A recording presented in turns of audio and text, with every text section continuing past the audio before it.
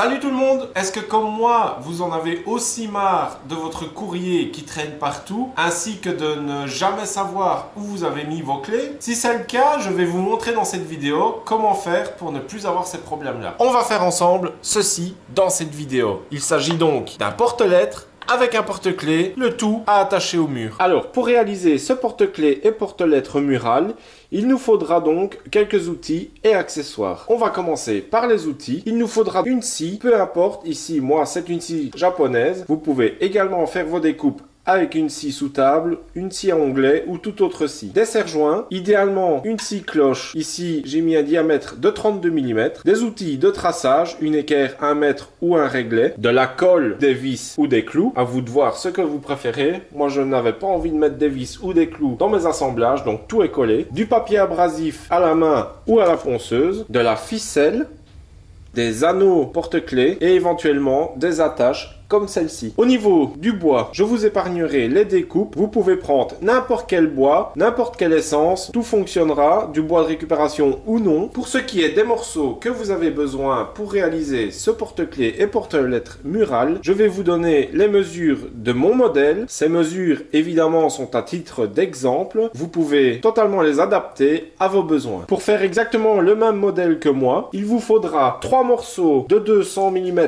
par 90 mm, ce qui servira pour le fond du porte-clés.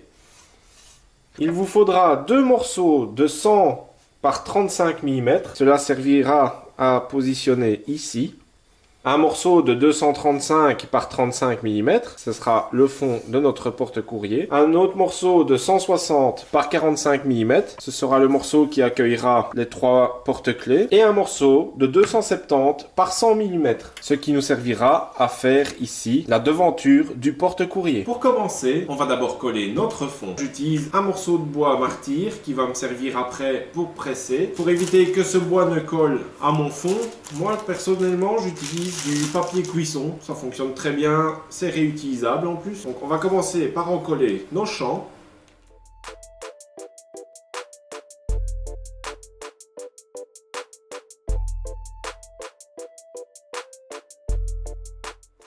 Essayez de vous mettre un maximum droit ici dans le bas. On recoupera de toute façon nos morceaux après. On remet un bois ici au-dessus. Ça va permettre justement à ce que votre collage n'ondule pas.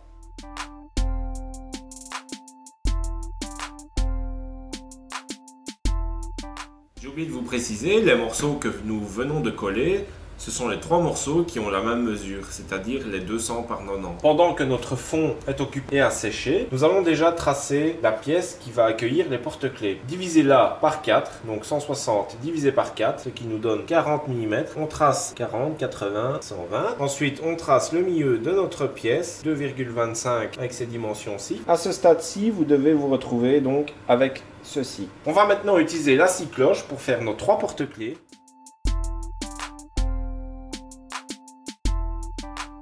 Vous vous retrouvez avec votre pièce coupée comme ceci, vos 3 porte-clés. Prenez le milieu de votre pièce et on va venir percer pour rejoindre le trou central.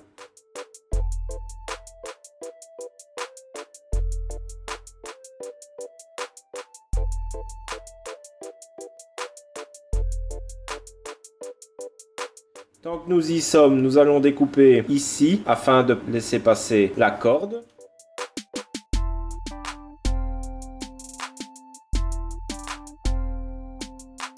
On a maintenant cette pièce-ci qui est terminée. Enfin, terminée pour le moment. Éventuellement, on peut déjà la poncer.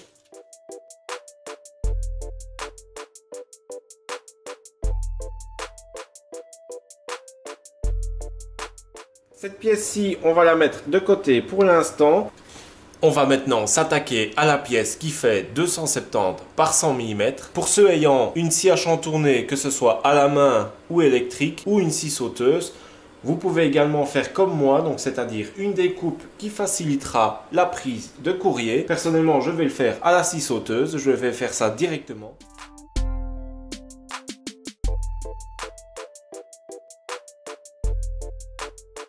Voilà qui est fait. Pour ne pas attendre inutilement, il nous reste 4 pièces que nous allons déjà coller ensemble. Donc c'est votre pièce de 270 par 100 mm, de 235 par 35 mm qui vient ici. et vos deux petites pièces de 100 par 35 mm qui vont venir se coller ici. On va déjà assembler tout ça, ainsi tout séchera en même temps.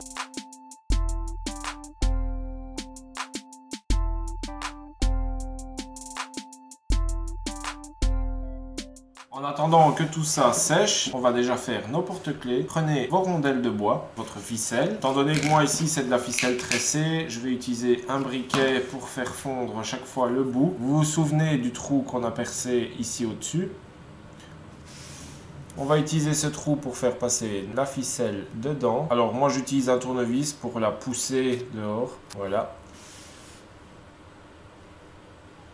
Et je la récupère ici dans le trou central. Elle rentre par ici au-dessus et elle ressort par le trou central. Là, vous faites un nœud pour éviter qu'elle ne ressorte. Voilà. Et vous la tirez pour que le nœud rentre dans le trou central. Nous allons faire ce qu'on appelle un nœud d'Homère. Donut. Non, pas cet Homère-là, je vous rassure. Oh, ça va, c'est une petite touche d'humour dans la vidéo. Pour ce nœud, j'espère qu'on verra bien. Donc vous sélectionnez plus ou moins la longueur que vous souhaitez laisser à votre porte-clés. Moi je vais faire des longueurs différentes, donc je vais prendre une plus petite de base. Vous faites d'abord un nœud simple, jusque là rien de compliqué, donc une boucle. Ensuite vous repassez votre ficelle dedans. Donc ça vous donne un nœud simple comme ceci. Jusque là, vous me suivez, j'espère. Une fois que votre nœud simple est fait, vous prenez votre anneau, on le rentre dedans, ici.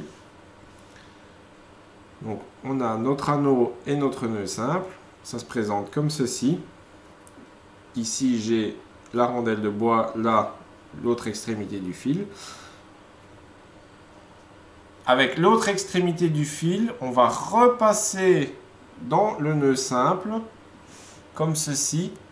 Et là, on va venir donc serrer notre nœud dans un premier temps. Pas évident à montrer en vidéo, je suis désolé. Si jamais vous ne voyez pas bien, vous pouvez rechercher sur YouTube nœud d'Homère. Vous allez tomber sur des vidéos explicatives. Donc voilà, là on se présente comme ceci. Ensuite,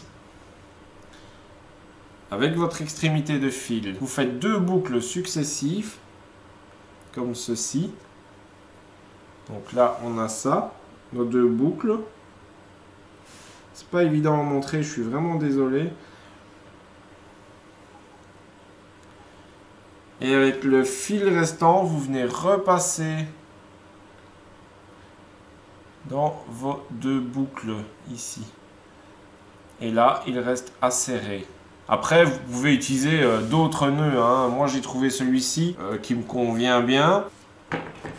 Après, il suffit de couper l'excédent de fil.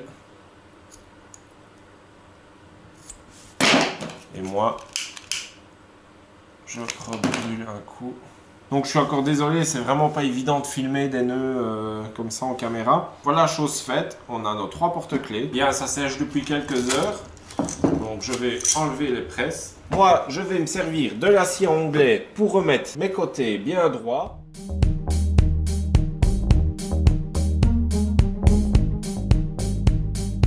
Je vais poncer les pièces avec ma ponceuse à bande. Si vous n'avez pas de ponceuse, que ce soit à bande ou autre, vous pouvez sans problème utiliser du papier abrasif à la main.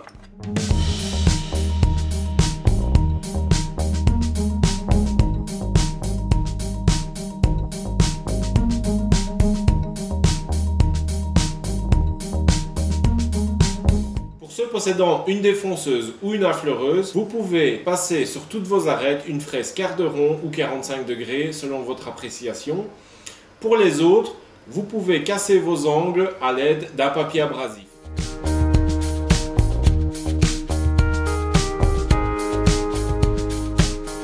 Quand tout est sec et poncé, on va procéder au dernier assemblage.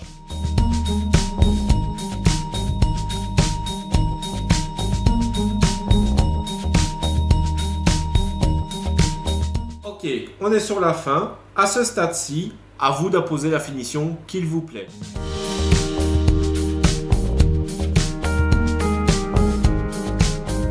Désolé, panne de batterie. J'avais pas remarqué. Enfin bref, en tout cas, c'est simplement fixer les attaches donc avec deux vis au niveau des repères qui ont été tracés préalablement. Ce porte-lettres et porte-clés mural est terminé. Comme je vous l'ai dit au début de la vidéo, vous pouvez très bien adapter les mesures, le style, etc. comme bon vous semble par rapport à vos besoins. Il n'y a rien de compliqué à faire cela. Il suffit d'un peu d'huile de coude, de quelques outils basiques et d'un peu de bois. Comme d'habitude, si cette vidéo t'a plu, n'hésite pas à la partager autour de toi. Laisse un commentaire pour me donner tes impressions et ton avis sur cette réalisation. On se voit dans une future vidéo. D'ici là, portez-vous bien!